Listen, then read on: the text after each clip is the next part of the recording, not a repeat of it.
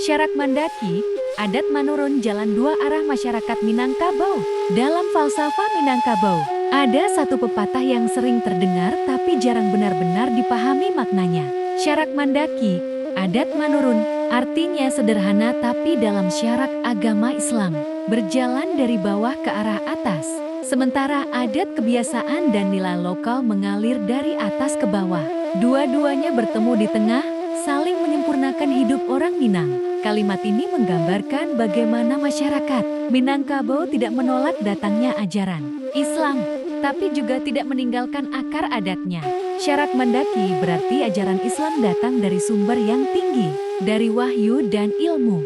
Adat menurun bermakna nilai adat muncul dari pengalaman hidup, dari bumi, dari manusia yang belajar menata hubungan sosial dan alam. Dalam praktiknya, perpaduan ini terlihat di kehidupan sehari-hari, dalam musyawarah nagari, baralek, hingga pusako tinggi.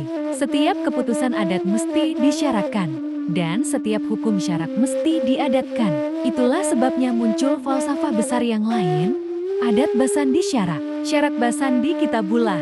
Menurut A. Nafis dalam Alam Terkembang Jati Guru 1984. Hubungan ini bukan sekadar simbol, tetapi strategi kultural agar adat tidak kaku dan agama tidak asing. Islam memberi arah moral dan spiritual, sedangkan adat menjaga identitas dan keseimbangan sosial. Kini, di tengah modernitas dan media sosial, falsafah ini seolah diuji kembali. Masyarakat Minang perlu menimbang, apakah syarak dan adat masih berjalan seiring, atau mulai berjarak karena cara hidup yang berubah? Pepatah ini mengingatkan kita, nilai luhur Minangkabau bukan tentang mempertentangkan adat dan agama, tapi tentang menyatukan langit dan bumi dalam harmoni kehidupan.